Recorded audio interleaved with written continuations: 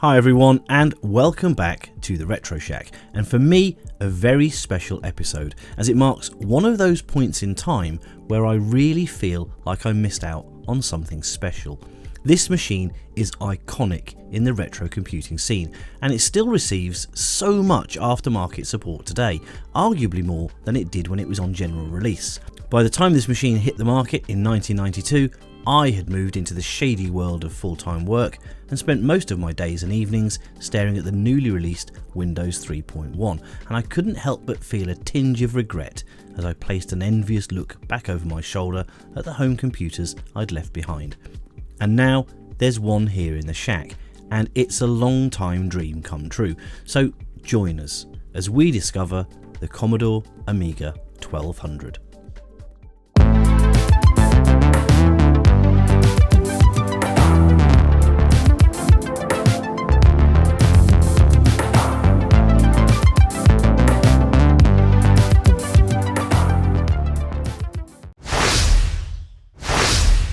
And it's thanks to Paul for his very generous donation of not only this machine, but also an Amiga 500 Plus, which will feature in another episode. Paul did mention that neither machine had been powered on for a very long time, so there was no guarantee that either of them work, but hey, that's what I'm here for, right? This 1200 case was in this state when Paul first got the machine back in 1998, and he's no idea what caused it, but Paul's plan was to put this in a tower case but never got around to it. Hopefully that means it didn't affect the performance of the machine back then, so I'm not too concerned about that now. But I do have plans for this case going forward. Watch this space. So before we begin the refurb, what was Commodore's plan for the 1200? Well, the simple answer to that question is that it's not really clear if there was a plan. In October of 1992, Commodore introduced the Amiga 1200 to the world to sit alongside its stablemate, the A600, itself introduced only 6 months earlier. The A1200 continued the A600's visual style while promising enhanced graphics and a much faster processor. The A1200 also reintroduced the numeric keypad, not present on its older and smaller sibling, signifying that this was a machine not only for gaming and home use, but also for proper grown-up business applications. Many people thought the A1200 is what the A600 should have been, but wasn't, and many people who had, in quotes, upgraded from their A500 or A500 Plus to an A600 were reluctant to upgrade again so soon. Consider also those potential new users being bombarded with new PC graphics and sound cards which were able to outperform the once mighty Amiga brand, albeit at a cost. Despite all of this, the A1200 seemed to sell well in its first year, but true figures are hard to come by. In any case, Commodore themselves were starting to run into cash flow problems, and the company filed for bankruptcy in 1994, and the Amiga 1200 was no more. That is until Escom stepped in to buy the ailing Commodore International in 1995 for $14 million, primarily to get the Amiga brand name, which was very popular in Germany, Escom's home market. The A1200 was relaunched at a much higher price than Commodore had been selling it for, and managed to have moderate success before Escom too fell into difficulty and filed for bankruptcy in 1996. And all of this, along with the undeniable technical prowess and expandability of the 1200, have contributed to its almost legendary status. It's also one of those rare vintage machines that it seems perfectly acceptable to modify. If you saw someone had resprayed, cut, welded or otherwise tinkered with an original Apple II or BBC Micro, you might emit a short gasp, but the A1200 seems to get a free pass to go a little nuts. I'm presuming that's because the machine has always been a tinkerer's dream, and still is. Interestingly, Commodore's CD32 games console, released a year after the A1200, was based almost entirely on the A1200 architecture, and as a games machine was quite groundbreaking, and we'll cover that machine in a later episode. So let's take a good look around this machine, what made it so special, and also take a little look at what might have been if money and time had been kinder to Commodore back in the day. I still can't quite believe there's an Amiga 1200 sitting on my bench. I've been looking at them for years, telling myself I must get one of those one day soon, and somehow just never did. As we've seen, this example is in need of some major cosmetic work. The case of course is melted in places and there's a lot of yellowing to the keyboard, and we're heading into what I like to think of as the rainy season here in the UK, so retro brighting might not be an option. We've also got a missing piece, this trapdoor cover, which should go here. The rest of the case doesn't look too bad on the surface, apart from this huge melty hole of course, but it is all a little bit bent and broken. At least all of the ports look present and correct and don't appear to be at any odd angles, so that's hopefully a good sign that the mainboard is in one piece. So let's get out the trusty screwdriver and take a look on the inside. If we're lucky, we've got a nice clean board with everything in its place. No internal Vata battery of death in these machines, so no need to worry about that. And if we're unlucky, well, let's open it up and see. 3 screws along the bottom front of the case, and one already fell out as the hole is badly threaded. A sure sign that this case has been opened and closed a good few times in the past. With those screws removed, we can turn the machine over and gently lift the case top. There are power and drive activity indicator lights in the top of the case, so we need to be careful not to pull or snag the wire that connects those to the mainboard as we lift the top. Well, is that a hard drive wrapped in paper I see before me? It surely is, and it appears to be loose in the case and resting on the keyboard membrane connector, so let's hope that hasn't caused any damage.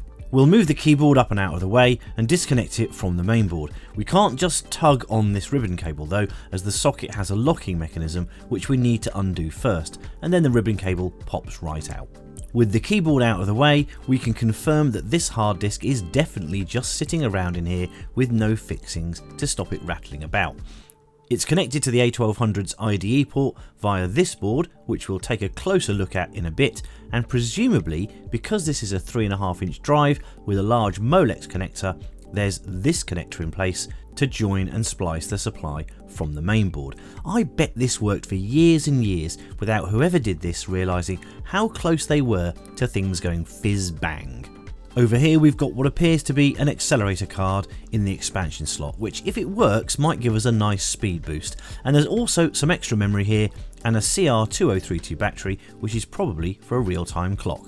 Now I'm tempted just to plug it all into my own trusted power supply and see if it works, but it would be just my luck that I'll be the one to get the fizz bang. So let's take it all apart and have a good look around for anything obvious, and then try and boot this up as a vanilla machine.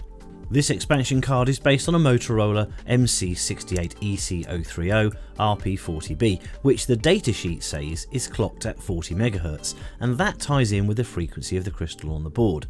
A little research shows this to be an L-Box Apollo 1230 Turbo Mark III Winner 1230, which is quite a mouthful but would make this machine around 6 times faster than a stock A1200. And with the floppy drive out of the way, we're left with the mainboard itself. Let's take a look at what this Amiga is made of. Along the back we've got this tidy little RF modulator to allow connection to a TV. Next to that we have the power supply socket, and here's the remaining video outputs, being a composite output and this 23-pin RGB monitor out.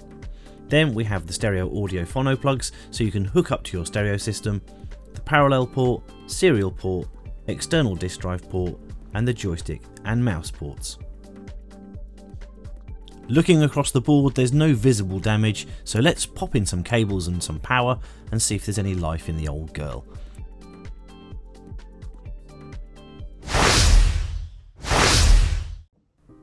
So for this test we've stripped the machine back to the very basics and all it needs to actually boot up. So we've got a mouse in there, we've got this optical mouse that I used before, and it's switchable between the Atari ST and the Amiga. I've still got that dodgy power wiring, but that'll do for now. The keyboard membrane, the video connection and some power. I've left out the accelerator board in here because I really want to see if this machine will boot up in its native state before we worry about aftermarket accessories. Flicking the power switch, I'm expecting to see some activity on the power LED, and eventually the floppy LED should start to cycle. However, I'm not seeing anything and I've just got a green screen. That's a bit upsetting. However, looking up the Amiga error codes for boot sequences, I can see that the green means there's an error in the chip RAM, so that's a good place to start looking. Someone's had some fun hacking away the P9B socket where the real-time clock would go, but look, a bit of solder between these two legs on this RAM chip. I think we better remove that because that could be causing our problem. Now, this small piece of solder doesn't actually look like a bit of leg that's been clipped off that P9B socket. It's actually a small piece of solder blob. So who knows how that got there, but hopefully with this out of the way, the machine may stand a better chance of booting up. In a massive stroke of luck, these diagrams that I'd ordered turned up the same day I was filming this, so I figured it would be a good idea to do a full diagnostic sweep of the whole machine just in case there were any other issues we could catch early. I know, what a tease I am. So anyway, let's power it on and take it through all the tests. Hopefully it will get further than it did last time. Well, the green screen is flashing now, so that's a improvement, I guess, maybe, or maybe not. Oh, no, there we are. So we're in the diagram, and this should give us a suite of tests we can perform. Now, I'm going to whiz through all these tests on the basic principle that green good, red bad.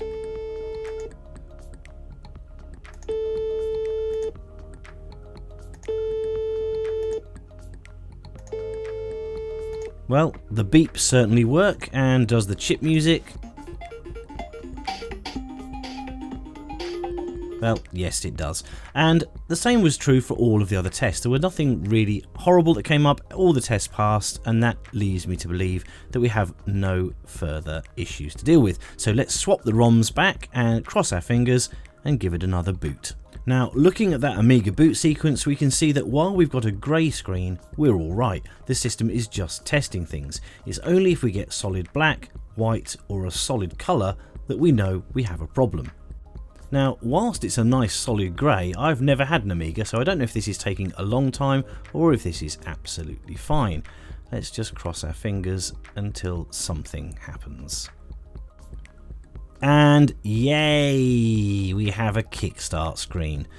Anyway, that brings us to the end of this episode. In the next episode, we'll concentrate on the cosmetics, swapping this hard disk out for something a bit more modern and safe, get a Gotek drive in here, etc, etc, etc. Oh, and of course, see if that accelerator card is working to give us a nice fast machine. As always, thanks for watching, and if you like the video, please subscribe to the channel and hit the bell for notifications of new content. We'd also love your support either through Patreon or through Ko-Fi if you appreciate what we do and are in a position to. If you'd like to donate something to the Shack, drop us an email. Please leave your comments below, as we always love to read them, and until next time in the Shack, it's goodbye from me.